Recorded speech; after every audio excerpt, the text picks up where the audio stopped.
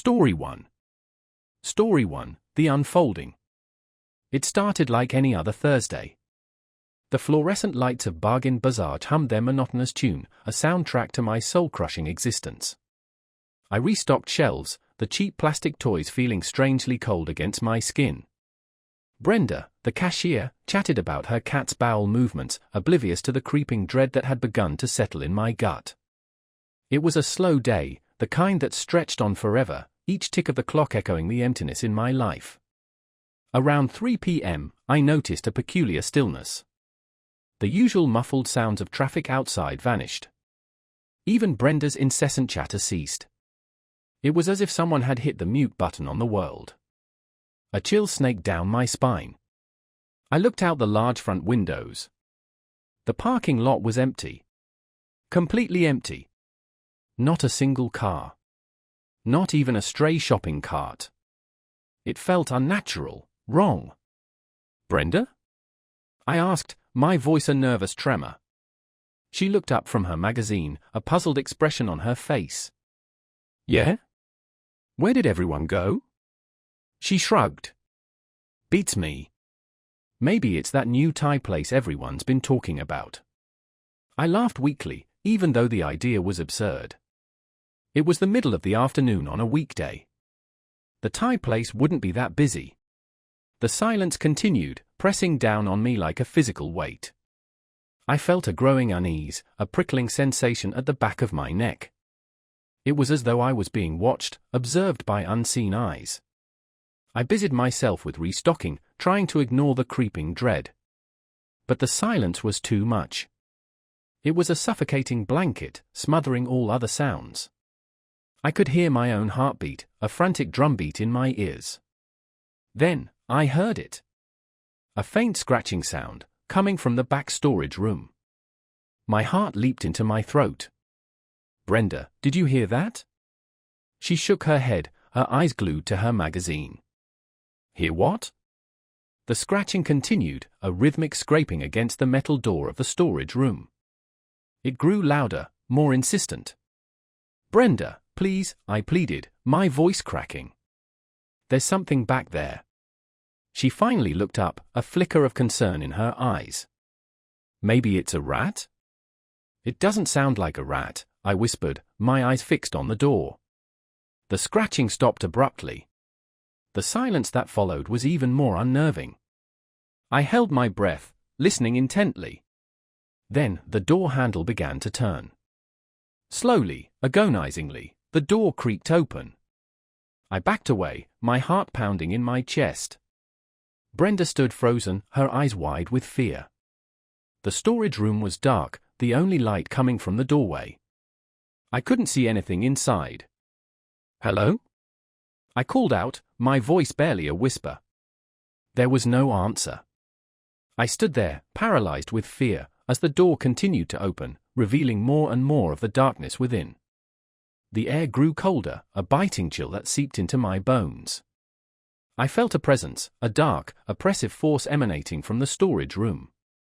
Suddenly, a single, blood-red balloon floated out from the darkness. It bobbed gently in the air, a stark contrast to the sterile white of the store. Brenda gasped. The balloon drifted towards us, slowly, silently. I wanted to run, to scream, but I was rooted to the spot, my eyes fixed on the crimson sphere. It floated closer, closer, until it was just inches from my face. I could smell a faint, metallic odor, like blood. And then, I saw it. Reflected in the shiny surface of the balloon, a distorted image of myself. But it wasn't me. The eyes were different. Empty. Black. Soulless. I screamed, a primal shriek that ripped through the silence. Brenda screamed too. The balloon popped, a sharp, deafening crack. The lights flickered, then died, plunging the store into darkness. I stumbled back, blindly groping for Brenda. I couldn't find her. I called her name, but there was no answer.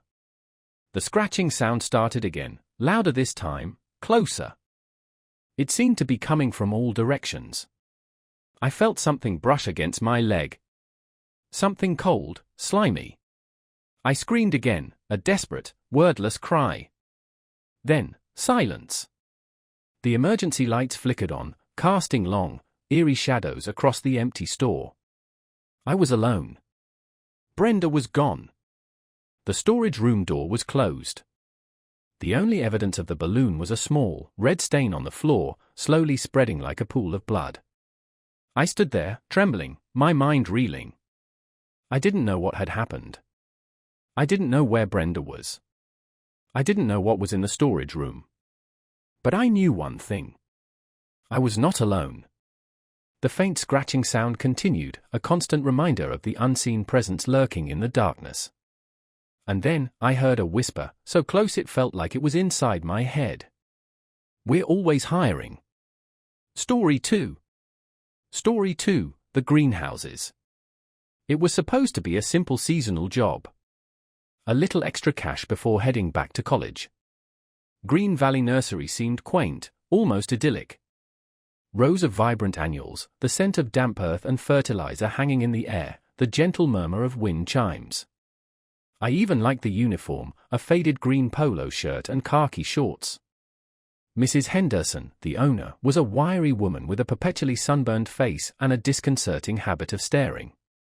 But she paid well, and the work was easy enough. "Just water the greenhouses after closing," she instructed on my first day, her gaze lingering a beat too long. "And make sure you lock up tight.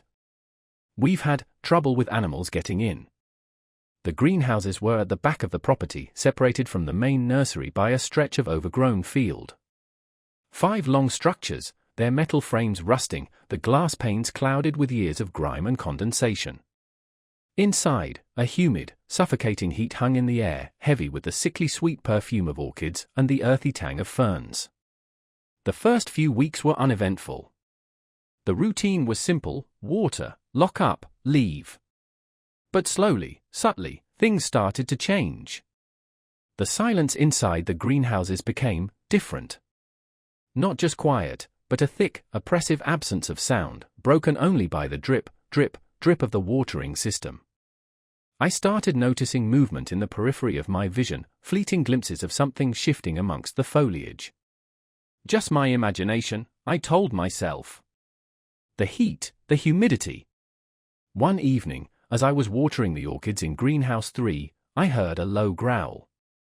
Not the growl of a dog or a cat, but something deeper, guttural, resonating from the shadows at the back of the greenhouse.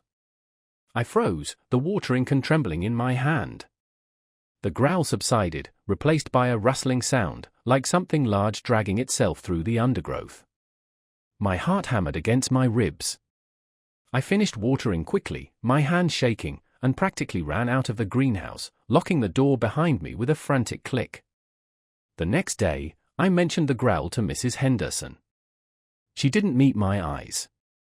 "Just raccoons," she said dismissively, her voice flat. "They get in sometimes." But it wasn't raccoons. I knew it. The growl was too primal. And then there was the smell.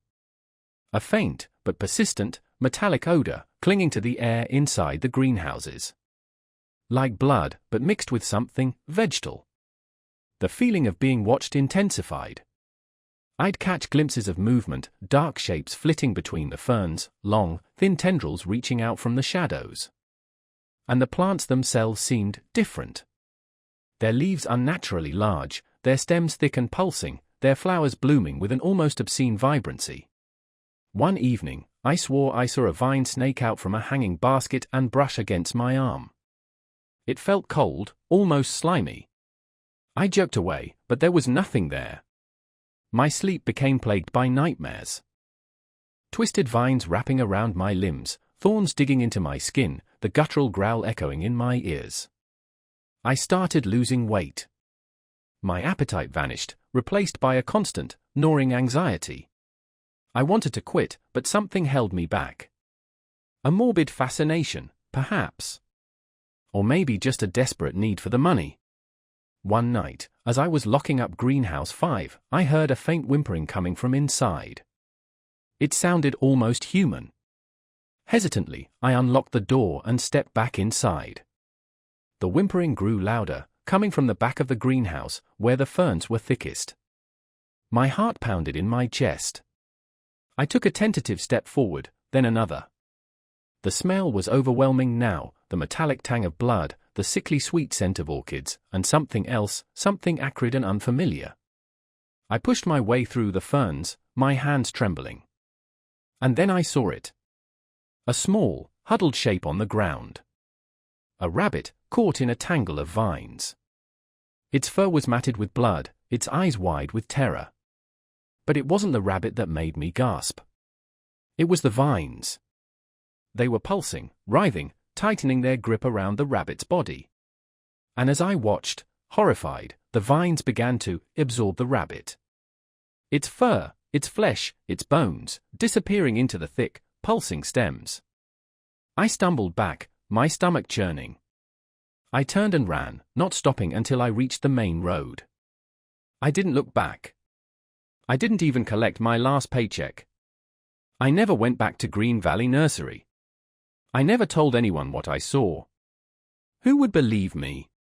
But sometimes, in my dreams, I still hear the whimpering, the rustling of leaves, the guttural growl.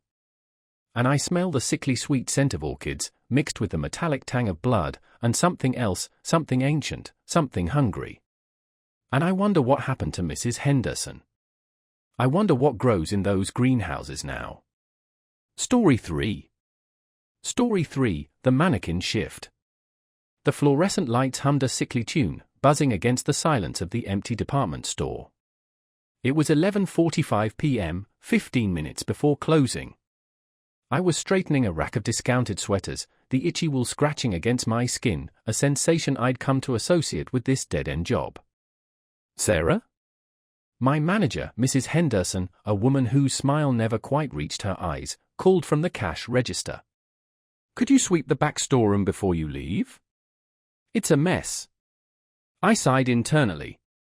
The storeroom. Cramped, dusty, and filled with discarded mannequins, it was my least favorite place in the entire store. Sure, Mrs. Henderson, I replied, my voice flat. The air grew colder as I pushed the heavy metal door open. The single bulb cast long, distorted shadows that danced on the cluttered shelves and the blank faces of the mannequins.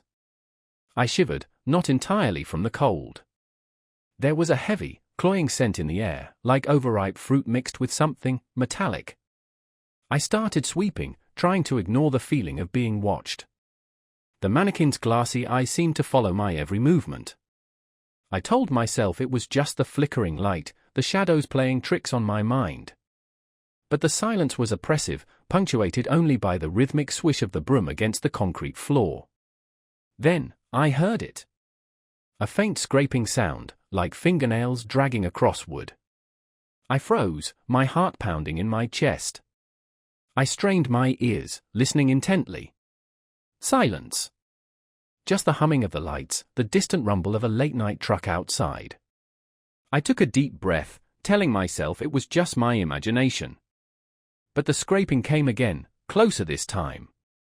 It seemed to be coming from the far corner, hidden behind a stack of dusty boxes. My breath caught in my throat. I clutched the broom handle tightly, my knuckles white.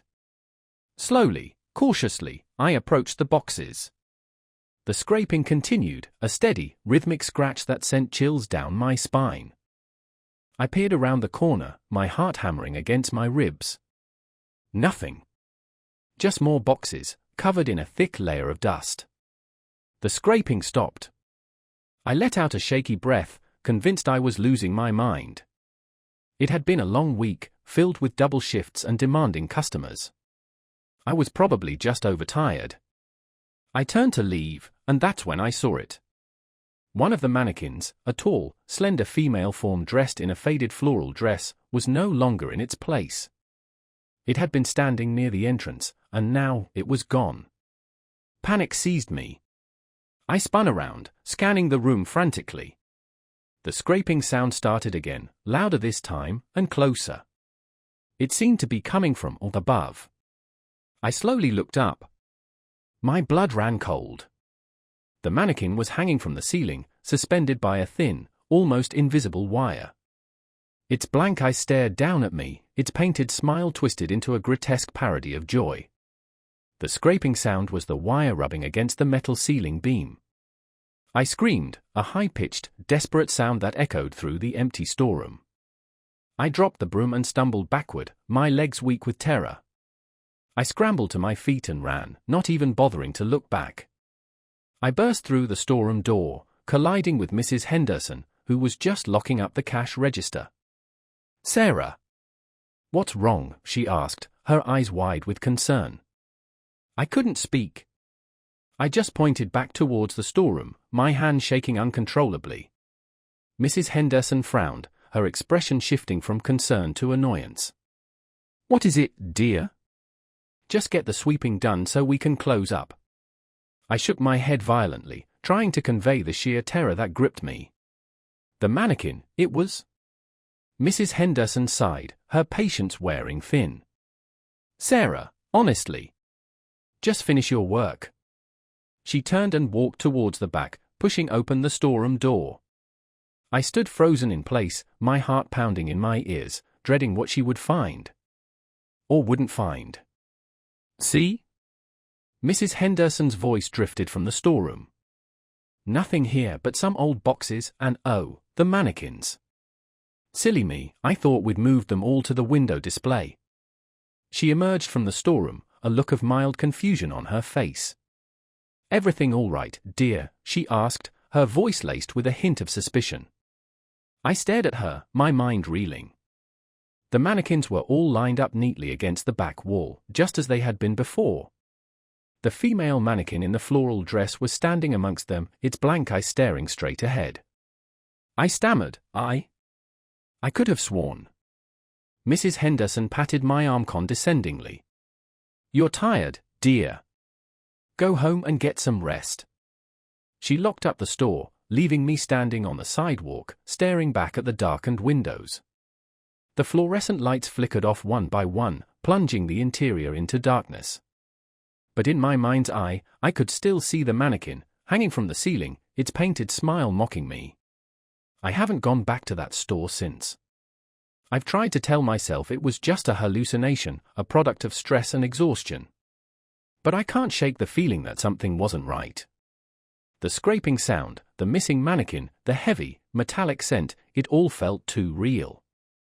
And sometimes, late at night, when I'm lying in bed, trying to sleep, I think I hear it again. A faint scraping sound, like fingernails dragging across wood. And I wonder, what if it wasn't my imagination? What if the mannequins move?